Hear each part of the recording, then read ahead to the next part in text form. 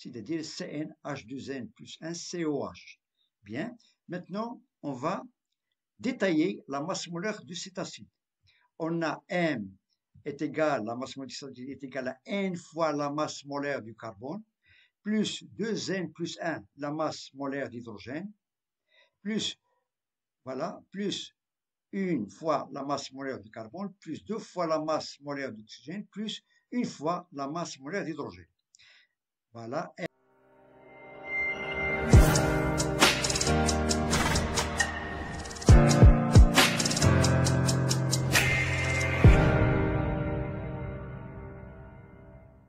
Assalamu alaikum. Bonjour. Un réjouissant vous présente un exercice corrigé en chimie, niveau 2e bac BIOF, sur la détermination de la formule d'un acide. Bien, l'énoncé, on considère un acide de formule CnH2n plus 1 COH. On dissout une masse de 2,3 g de cet acide dans un volume VS de solution de 500 ml. On dose un volume VA, c'est-à-dire on va prendre un petit volume de cette solution de 10 ml de S par une solution d'hydroxyde de sodium, c'est-à-dire de la soude. Concentration Cb, c'est-à-dire la concentration Cb, c'est-à-dire la concentration ce symbole présente une base, sachant que l'hydroxyde de sodium c'est une solution basique. Donc c'est pour cela qu'on est symbolisé avec Cb et de valeur 0,1 mol par litre. Les données, on a la masse molaire du carbone 12 g par mol, celle d'hydrogène 1 g par mol et d'oxygène de 16 g par mol. À l'équivalence, on a trouvé que le volume B de cette solution basique à l'équivalence est égal à 10 ml. Donc lorsqu'on a versé goutte à goutte cette solution basique sur la solution acide qui est inconnue de volume 10 ml, on a trouvé l'équivalence lorsqu'on a versé un volume de 10 ml. Les deux questions, la première, calculer la concentration de cet acide, et deuxièmement, déterminer la formule de cet acide, étant donné que c'est un acide qui est inconnu. Il a une formule générale, CnH2n plus 1 COH. Bien, passons à la correction. Commençons par la première question, calculer la concentration de cet acide. Bien. Étant donné qu'on a ici l'équivalence, donc à l'équivalence, on a la quantité de matière de la solution acide est égale à la quantité de matière de la solution basique, c'est-à-dire Na est égal à Nb. Et on remplace par son expression, c'est-à-dire Na c'est Ca fois Va, et Nb c'est Cb fois Vbe, qui est versé sur la solution acide. D'où on tire Ca, c'est-à-dire l'inconnu, la concentration de cet acide, qui est inconnu, c'est-à-dire c'est Cb fois Vbe sur Va.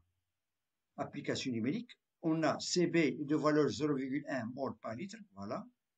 Vbe est égal à 10 millilitres, donc on peut la laisser en millilitres. De même, pour Va est égal à 10 millilitres.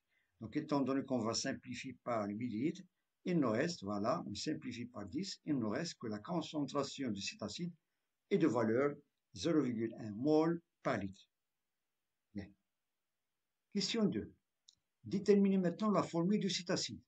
La formule de cet acide qui est inconnue. Bien. Sachant que, à l'équivalence, on a Va fois Ca est égal à Cb fois Vbe. Donc ça, c'est la quantité de matière à l'équivalence de l'acide est égale à la quantité de matière de la base à l'équivalence. Et on tire Ca, Ca est égal à Cbe fois Vbe sur Va. Et on sait que la concentration est égale à la quantité de matière sur le volume. Étant donné que la solution de la solution acide est prise à partir de cette solution de 500 ml, donc on peut déterminer la concentration de cet acide, c'est-à-dire on va prendre la quantité de matière de cet acide sur le volume de la solution. Et on tire avec petit m est égal à petit m sur grand M. Petit m, c'est-à-dire la valeur donnée qu'on a préparée lorsqu'on a dissous dans cette solution, voilà, qui est donnée dans l'énoncé. Et m, bien sûr, est inconnu. M représente la masse molaire de cet acide. Bien, et on remplace tout ça dans cette expression, et on aura Cb fois VBE sur Va est égal à petit m sur grand M, c'est-à-dire petit n sur Vs. D'où on a M, on tire M, est égal, voilà, M, on tire M ici, on va faire descendre au dénominateur, on a petit m fois Va sur Vs, Cb, VBE. Application numérique, on a petit m, c'est 2,3 grammes, voilà, les données. Va, c'est 10 millilitres. Vs, c'est ici 500 millilitres qui est égal à 0,5 litres, fois la concentration de la solution basique 0,1, fois VBE qui est égal à 10. Donc on simplifie par 10 et on trouve que la masse molaire de cet acide inconnu est de valeur 46 grammes par mol. 46 grammes par mol.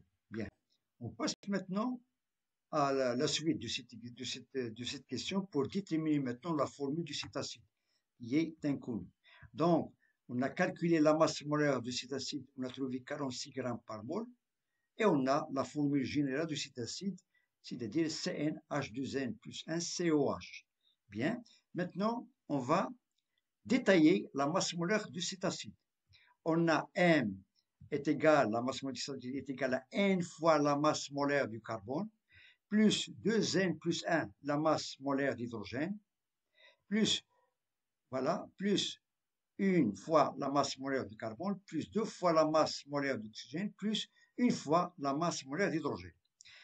Voilà, N, MC, plus 2N, plus 1, MH, plus MC, plus 2M, O, plus MH.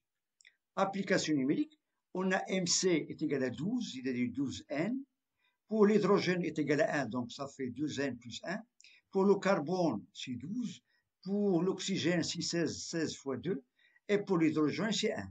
Et on trouve que la masse molaire de cet acide est de valeur 46 grammes par mol. 46 grammes par mol. Et lorsqu'on fait la somme, on trouve ici 12N plus 2N, ça fait 14N, plus, voilà, plus 46.